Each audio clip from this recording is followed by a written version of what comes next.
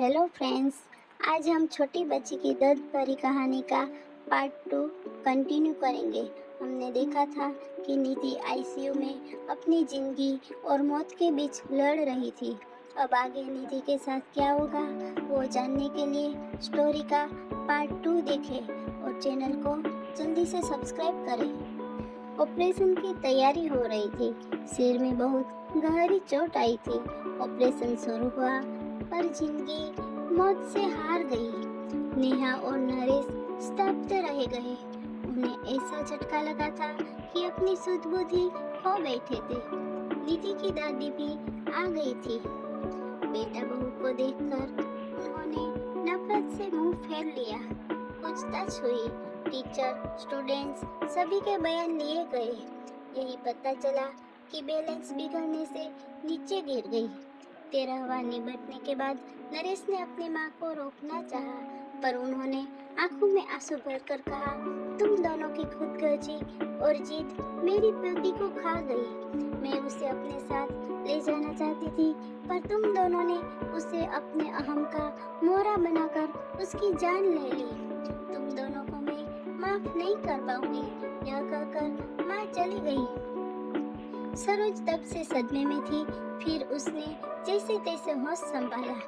नरेश और नेहा से कहा, मैम साहब, मैं अब यहाँ नहीं रह पाऊंगी। इस घर की दीवारें मेरी निधि की सिसकियों से भरी है। उसे मैंने कभी अपनी गोद में तो कभी छिपकर रोते हुए देखा है। कभी तो मेरा मन किया कि उसे लेकर भाग जाऊं, पर मैं डरपोक थी और ऐसा नहीं कर सकी। अगर चली जाती तो शायद वो आज जिंदा होती। नरेश और नेहा के पास अब शायद कहने को कुछ नहीं था।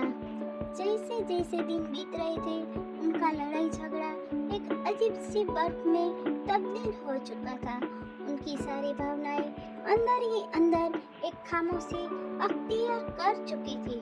संडे का दिन था। बड़ी मुश्किल से नेहा ने निधि के रूम में जाने की हिम्मत जुटाई थी। मीनू दोनों उसके कमरे में कदम नहीं रखते थे। कैसे माँ बाप थे वो दोनों। उसका रूम, उसका बेड, तकिया, उसकी किताबें, उसके पेंसिल, पेन, स्कूल बैग सब वैसे ही रखा था। अलमारी खोली तो उसके कपड़े नीचे गिर पड़े। उसका हल्का ब्लू नाइट सूट जिसे वह अक्सर पहना करती थी। नेहा रोते हुए अलमारी से सामान निकालने लगी। तभी उसके हाथ एक ब्लू कलर की डायरी लगी। उसने कांपते हाथों से उसे खोला। आगे के कुछ पेज फटे हुए थे। पेज दर पेज टूटे दिल की दास्तां छोटे छोटे टुकड़ों में दर्ज थी।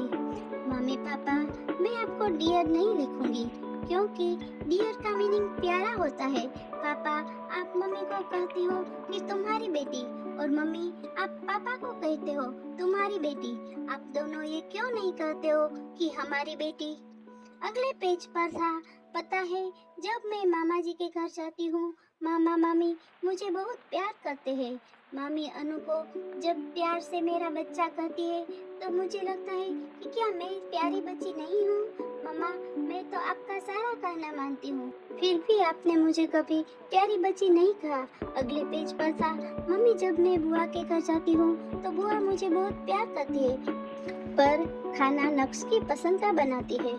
मम्मा, मुझे भी राजमा बहुत पसंद है। मैंने कहा था कि आप बनाओ, पर आपने कहा मुझे मत तंग किया करो। जो खाना है सरोज आंटी को बोला करो। पता है मम्मा, मैंने राजमा खाना छोड़ दिया है, अब मन नहीं करता। अगले पेज पर था, पापा मैं आपके साथ आइसक्रीम खाने जाना चाहती थी, पर आपने कहा आपके पास फालतू चीजों के लिए टाइम नहीं है। पापा, जब जीनू मासी और मौसा जी मुझे और विपुल को आइसक्रीम खाने ले जा सकते हैं, तो फिर वो क्यों नहीं कहते कि ये सब फालतू चीजें हैं। पता है मम्मी, मैं अपने घर से दूर जाना चाहती हूँ, जहाँ मुझे ये ना सुनाई दे कि निधि को मैं नहीं रखूंगी, जहाँ पापा के चिल्लाने की आवाज ना सुनाई दे। पापा, अगर मैं बड़ी होती तो आप दोनों को कभी परेशान नहीं करती, मैं खुद ही चली जाती। मैं तो आप दोनों से बहुत प्यार करती हूँ। पापा मम्मी, आप दोनों मुझे प्यार क्यों नहीं करते। एक पेज पर था, I love you Saroj aunty, मुझे प्यार करने के लिए, जब मुझे डर लगता है अपने पास सुलाने के लिए, मेरी हर बात सुनने के लिए। और अंतिम पेज पर था, दादी आई लव यू, आप मुझे यहाँ से ले जाओ, आई प्रॉमिस कि कभी भी तंग नहीं करूँगी। नेहा डायरी को सीने से लगाकर जोर जोर से रो पड़ी। नरेश भी उसके रोने की आवाज़ सुनकर आ गया था। नेहा ने डायरी उसे पकड़ा दी। पेज दर पेज पलटते हुए उसके चेहरे के भाव बदलते जा रहे थे। वह खुद को संभाल नहीं पाया और जमीन पर बैठ गया। नेहा रोते हुए बोली, नरेश वो एक्सीडेंट नहीं, आत्महत्या थी, सुसाइड था। जिस रिश्ते को हम बोझ समझते थे उससे हमारी नीति ने हमें आजाद कर दिया। नरेश, हम दोनों ने अपने बच्चे को मार डाला। नरेश फुट फुट कर रो पड़ा।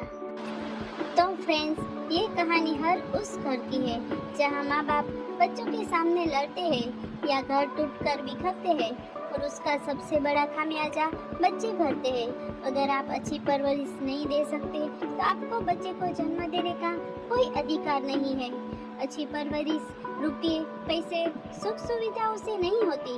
इसका मतलब यह है कि आप बच्चे की भावनात्मक जरूरत के समय उसके कितने करीब है।